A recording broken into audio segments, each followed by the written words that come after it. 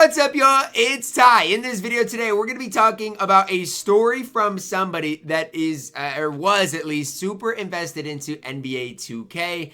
And his story, a hard lesson. Don't be like me. Now, again, I'm just going to be reading through his story. He sent me this, and I thought it was really valuable and something that I wanted to share with you guys. That's what we're going to be doing in this video. And again, if you have 10-15 minutes, it's worth your time. So again, all you got to do is be able to listen to me, guys, because I'm just going to be kind of reading through exactly what this does look like. So he said 36, he works in corporate, makes a decent living, said he wasn't a big gamer in general, but he loved 2K. Similar to a lot of people, right? Like growing up, I wouldn't say I was a big gamer. I love sports games, right? It was really it. He said AI was his favorite player growing up, and when he saw his first 2K with him on the cover, he picked it up, and then he said that decision turned into a lifetime addiction, right? And I want people to realize, like, it's not even just 2K, right? Like even sports gambling, that's such a big addiction in people's lives, right? And the way that these sports gambling websites make it seem is that it's so easily to make money, right? Oh, bet with friends. Oh, you sign up, you get $5. That decision could turn into a big time addiction. And in 2K, guys, it can do the same thing. So let's read through this. And he says, how the addiction started. For years, I told myself I didn't have an addictive personality. I don't drink in excess. I don't smoke. But addiction doesn't always look like substances. It's true. He said mine was 2K. I started playing offline against family and friends, then moved to online played out online against random people. In 2012, I quit my job and spent 10 hours a day on 2K13. That's when it started to get bad. 10 hours a day. That is insane. And then he said every year after that, I'd buy the new 2K and basically only play that game all year. I went from playing out to my career when it came out and eventually to MyTeam a few years after it was introduced.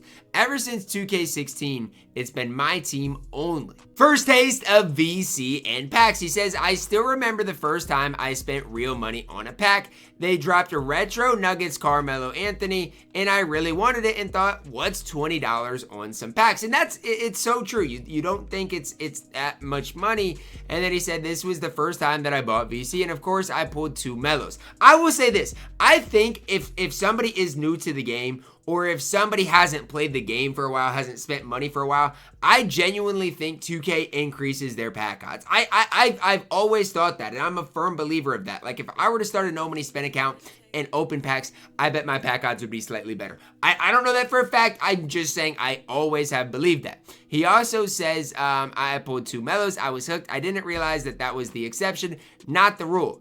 I thought, okay, now I can finally compete online with a good squad.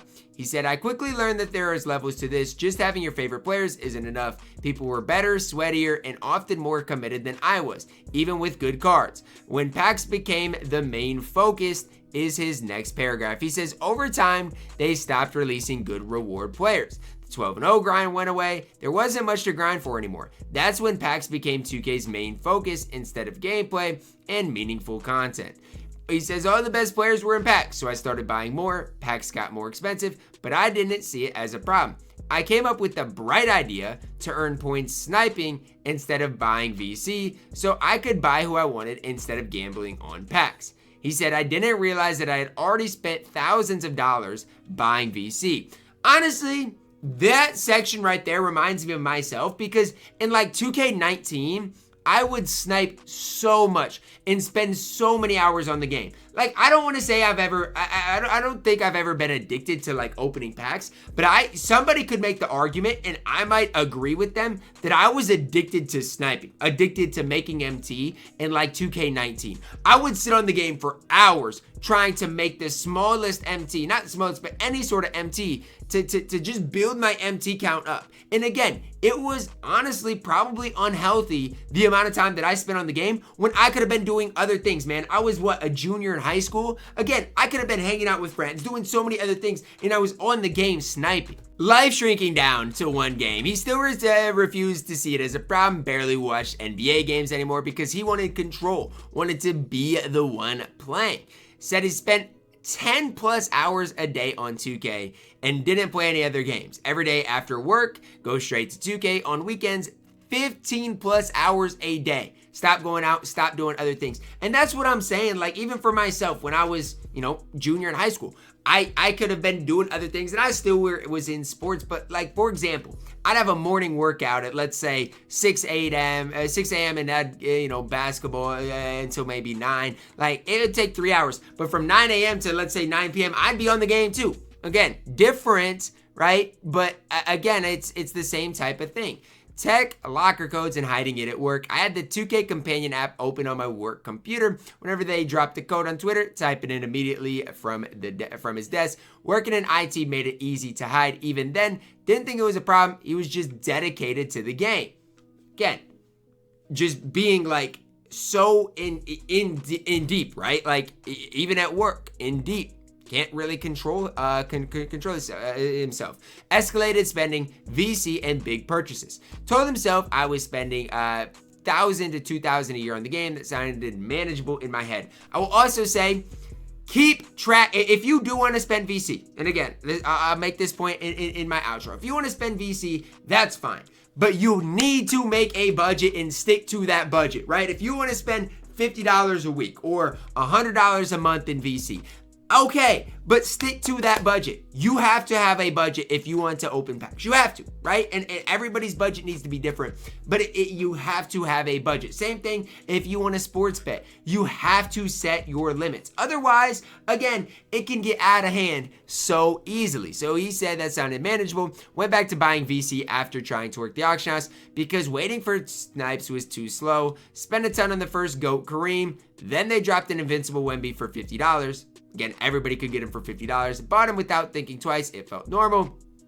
Felt like what I needed to enjoy the game. 2K24-25 addiction at its peak. In 2K24 and especially 25, my addiction hit its apex. When the player market came in, I started noticing how expensive it was to complete collections, but I kept going. I bought every season pass every season, including the half pass in its useless late season 8 or 9. I told myself I'd buy less, which was a lie. When the auction house came back, and card prices skyrocketed, I told myself if I just pull one of these expensive cards, I'll be set for the year.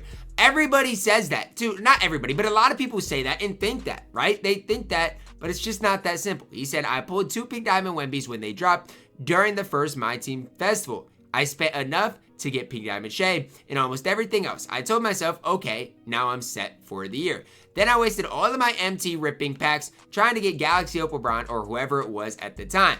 Spent a couple hundred on Black Friday deals, then the Winter Festival dropped and I had to buy Kawhi.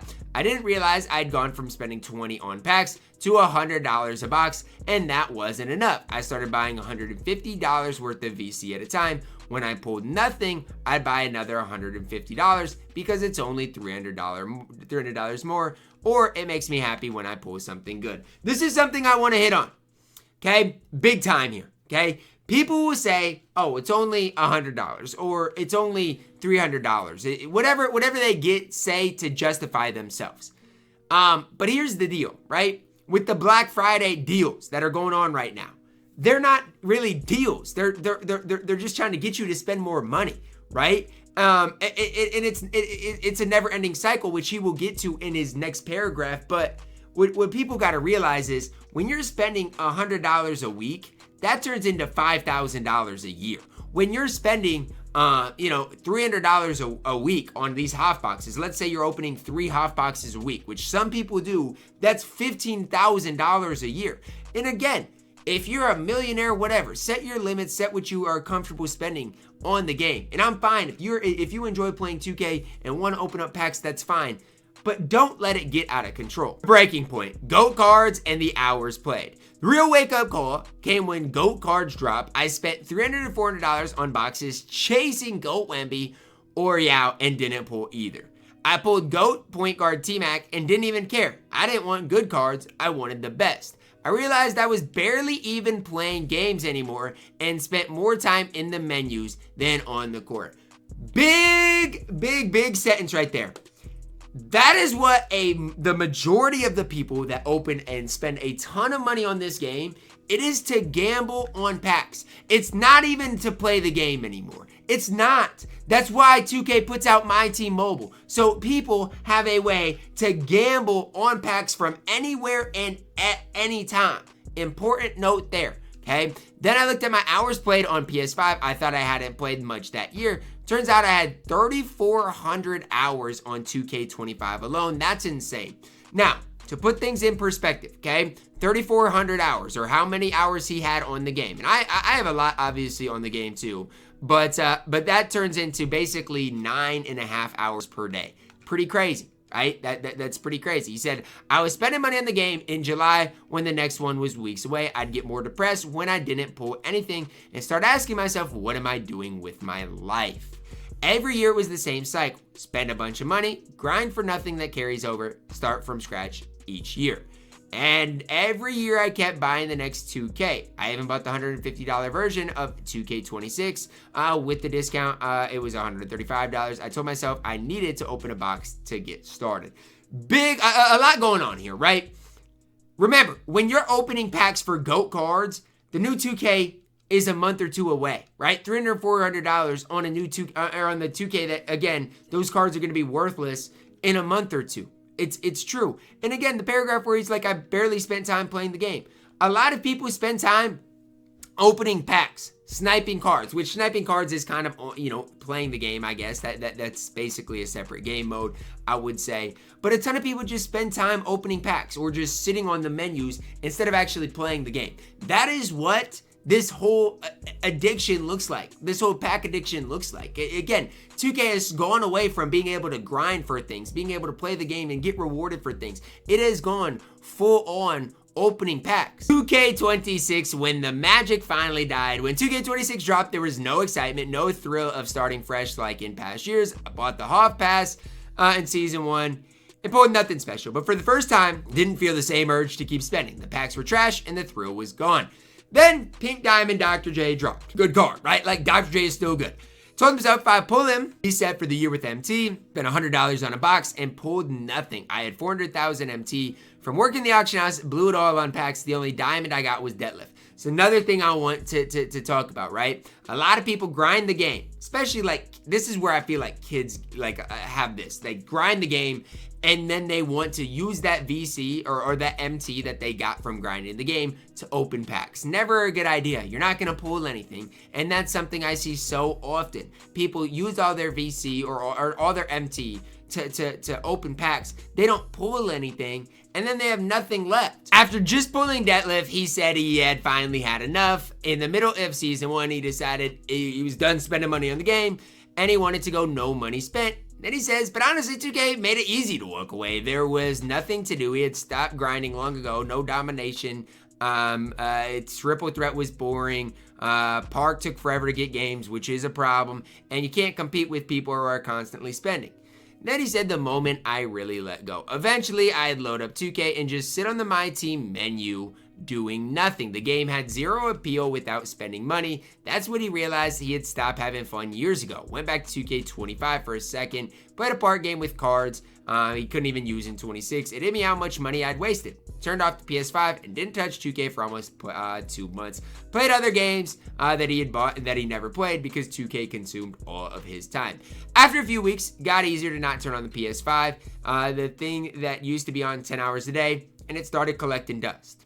That's a W, right? To go from spending 10 hours a day on something to not even touching it is a massive W. Seeing the truth, money, time, and regret. Every time I thought about going back, I'd see a video about how bad the game was, lack of content, terrible pack odds, community frustration, which still continues to this day, right? It still continues to this day. The FOMO that had me in a chokehold for years just faded. Said he watched a video, my video, about me winning King of the Court multiple times and comparing it to what I'd earned versus the time I'd wasted, which again, I think is important for me to keep track of because I do spend money on the game, but I need to again, look at, okay, how much time am or how much money am I making off of it? How much, money am I spending? All of those types of things. He said he did something that he had avoided a long time ago. Opened PS5 transaction history and scrolled back to the release of 2K25. Counted only VC purchases, not season passes, not level skips. He said he stopped counting after he'd crossed $4,000 spent just on VC. I was embarrassed, felt stupid, and I finally had to admit that it was an addiction. Now I want him to know, right, that it's important to see it. It is. It's important to see how much you have truly spent, right? Because if you don't rip off that Band-Aid, it's so easy to keep going. Now, for him, obviously, he stopped, but it's so easy to keep going if you don't see what you are truly spending. I have a guy that supports me that last year was spending $10,000 a month, right? And on an addiction, right? It was a pack addiction. That's really what it was. There was no reason for him to be spending money at all. He was just addicted to packs. Then he said the hardware rabbit hole. The money wasn't just in-game. His addiction spilled over into everything around it. Bought Xbox One and PS4, then PS4 Pro because he didn't know which one 2K ran best on. Wanted to be competitive on any console. He bought 2K on Steam so he could play on lunch breaks at work. Bought a gaming TV with low input delay. Bought a PS5. Bought an Xbox Series X. Just bought a bunch of different things specifically for 2K to chase a better experience. Breaking the cycle. Ironically, thanks to 2K. The only reason I broke the cycle is because 2K themselves got so greedy and money hungry that the illusion finally shattered. If they hadn't pushed packs and VC so hard, probably would have just kept spending and wasting time without thinking. He said, what I'd tell anyone reading this, if you're someone who is wasting time and money on this game, just know there's more to life than 2K. And it's so easy in anything in life to just get so set on it. Even this year, I find myself so invested into the game and into King of the Court that it feels like that honestly that's all there is to what I'm doing right now, and it's unhealthy and I need to get better at it. But I genuinely get what he is saying. He said, yes, some people genuinely use it as an escape or a way to decompress, and I get that, but your escape shouldn't charge you every time you want to relax. It's never just one pack or just one box. There's always another card, another build, another event, another festival, another season pass. And that's important, right? Like some people say like I play 2K, it helps me, and that's fine. I'm all for that. But again, set your limits. Set your limits on what you are willing to spend. Set your limits on you know how much you're gonna spend a week, a month, all of those types of things. And then I think it's way easier to enjoy the game. And again, if you want to be no money spent, that's fine as well. But again, you gotta know you're not gonna always have the best cards in the game. And then he also says, if there's any part of my story that sounds like you, if you're spending money, you really can't justify if you feel worse after you don't pull something good. If your whole day revolves around this game, take a step back, talk to somebody, get help if you think you have a problem. Touch grass, there's a whole life outside of this game. And I know people say like touch grass as like a troll thing, but in this situation, it's true, man. Like it genuinely is true. Because again, at this stage, with what 2K has done to the game, a lot of the people that still play it are people that are addicted to packs, or people's that main thing in my team is opening packs. And it is what it is. And like I said, if you enjoy opening up packs, that's fine. Don't let me or anybody tell you that you can't open up packs. But what I would say is this, right? What I would say is this. Be responsible, man. Don't let it turn into an addiction. And it's so easy to do, right? And not just this, like even in sports betting, set your limits, right? In any addiction, like or any hobby, you have to set your limits. Otherwise, it can so easily turn into an addiction. And talking about it shows strength, not weakness, right? Like him sending me this shows his strength instead of weakness. And honestly, like 2K is gonna continue down this way of wanting people to spend a bunch of money on the game. Like they want people to be addicted to opening up packs. As crazy as that sounds, that's the truth. Like that's the truth. Now my question to you would be, instead of spending money on the game, right? This guy spent $4,000 in 1 year, I believe is what he said. So I knew a guy that last year in 1 month spent 10 grand on the game strictly because he was addicted to opening up packs. Like that was the truth. Now, what could that have money went for? Okay, the guy that did it last year was like 19, 20 years old, I believe. Again, you're setting yourself up for the future. If he puts that money in an investment account, in a Roth IRA, stuff like that, that money is going to set him up so well in the future, right? Like, what is that money going to be worth in 20 years if he puts it in the right places? And again, there's so many different things that you can do. Invest your money, save up to buy a house or whatever, right? Whatever you want to do. And again, it's okay to have a hobby. Playing 2K is not a problem. But when that hobby turns into an addiction, that's when it is a problem. So again, create a budget, be responsible, and try not to let it take over your life. Even for me with King of the Court, it's so easy to be like, yeah, I have a chance to win all this money every week, but I can't let it completely take over my life. And I still, you know, look, I'm married, right? I got a wife. I got other things that are important and that I need to, you know, be giving the right attention. And it's so easy to lose sight of that. At the end of the day, guys, 2K is supposed to be a game we play for fun, right? Like in some instances to escape from other things. But this alone is not going to bring you soul happiness, man. Like, it's not. Connecting with friends, right? Going and exercising. Doing things that actually are meaningful in life instead of grinding a game mode that resets every year is going to bring you way more happiness. And like I said, I play MyTeam. I've been a MyTeam fan. I've been an Ultimate Team fan and other game modes forever. But with the way that these games have been trending, it's so easier to let it become an addiction. Again, thank you for this guy for sharing his 2K experience with me. And I'm sure a lot of people can relate to this. Again, I'm sharing this with you guys to hopefully help people out there.